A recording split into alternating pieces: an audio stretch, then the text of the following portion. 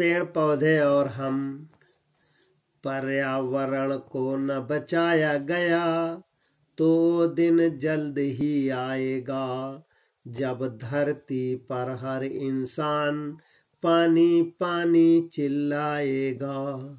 निबंध पेड़ पौधे और हम। पेड़ पौधों के साथ मानव का बहुत पुराना संबंध है। यदि विचार करके देखा जाए तो वृक्षों के अभाव में जीवन की कल्पना ही नहीं की जा सकती। पेड़ पौधे मनुष्य की अनेक आवश्यकताओं की पूर्ति करते हैं तथा उनका पालन पोषण भी करते हैं। पेड़ पौधे केवल सौंदर्य एवं सुरक्षा के साधन ही नहीं है, अपितु हमारे जीवनदाता भी हैं। जिस प्रकार माँ अपने पुत्रों का पालन पोषण करती है, ठीक वैसे ही पेड़ पौधे भी हमें शुद्ध वायु देकर जीवित रखते हैं। सभी जानते हैं कि हम सांस द्वारा ऑक्सीजन लेते हैं तथा कार्बन डाइऑक्साइड छोड़ते हैं। पेड़ पौधे हमारे द्वारा छोड़ी गई दूषित कार्बन डाइऑक्साइड गैस को ग्रहण कर हमें ऑक्सीजन प्रदान करते हैं।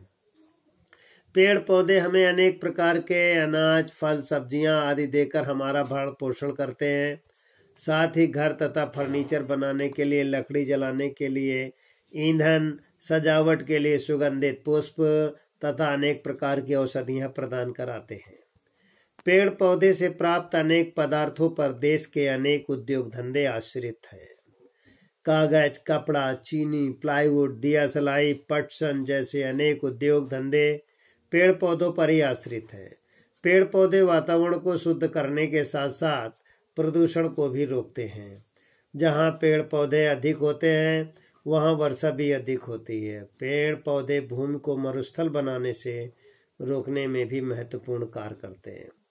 बढ़ती हुई जनसंख्या तथा उद्योग धंधों के कारण जिस प्रकार पर्यावरण प्रदूषित हो रहा है, उसे रोकने में वृक्षों की भूमिका अत्यंत महत्वपूर्ण है। दुर्भाग्यवश आज जिस प्रकार वनों को काटा जा रहा है, उसके कारण सूखा, बाढ़, भूकंप जैसी प्राकृतिक विपत्तियों का सामना करना पड़ रहा है। वृक्षों की कटाई के कारण एक ओर तो शुद्ध वायु का अभाव होता जा रहा है, साथ ही प्रकृति भी कभी सूखे के रूप में, कभी बाढ़ के रूप में तथा कभी भूकंप के रूप में मनुष्य के साथ बदला ले रही है। पेड़ पौधे मनुष्य के लिए ही नहीं, पशु पक्षियों के लिए भी अत्यंत आवश्यक है। पेड़ पौधों के अभाव में अनेक पशु पक्षी का अस्तित्व ही समाप्त हो गया है तथा हरियाली के दर्शन दुर्लभ हो गए हैं। भारतीय संस्कृति में वृक्षों को अत्यंत पवित्र माना गया है। हमारे यहाँ पीपल, आंवला, बरगद, तुलसी, आम, केला जैसे अनेक वृक्षों की पूजा की जाती है तथा वृक्षारोपण को पवित्र कार्य माना जाता है। वृक्षों के महत्व को ध्यान में रखते हुए हमारी सरकार ने वन महोत्सव का कार्यक्रम प्रारंभ किया है, जो प्रतिवर्ष जुलाई माह में मनाया जाता है। आज वृक्षों की कटाई पर रोक लगा दी गई है। निबंध नंबर 2। भारतीय किसान। है अपना हिंदुस्तान कहाँ, वह बसा हमारे गांव में। भारत का हृदय गांव में बसता है तथा भारत के किसान में ही भारत की आत्मा निवास करती है। भारत का किसान कठोर परिश्रम, सरलता, सादगी, त्याग एवं सेवा का ही दूसरा नाम है। उसका सारा जीवन एक सच्चे कर्मयोगी की भांति व्यतीत होता है। चाहे जेठ की दोपहरी हो, चाहे घनघोर वर्षा हो या कड़कती ठंड, वह एक तपस्वी की भांति अपने कर्तव्य का वहन करता है और अन्न उगाकर सृष्टि का पालन करता है। जब सब लोग आराम कर रहे होते हैं, उस समय वह अपने खेतों में काम करता है। जब सब लोग मौज मस्ती कर रहे होते हैं, उस समय वह मिट्टी से सोना उत्पन्न करने में संलग्न है। भारत के किसान का जीवन संघर्षों से भरा हुआ है।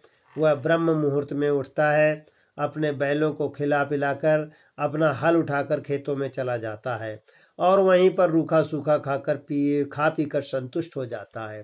संध्या के समय थका हारा वह लौटता है और अगले दिन फिर वही क्रम जारी रहता है। नगरों की चकाचौंध उसे आकर्षित नहीं करती, वह तो अपने सादगी भरे जीवन में ही बेहद खुश है।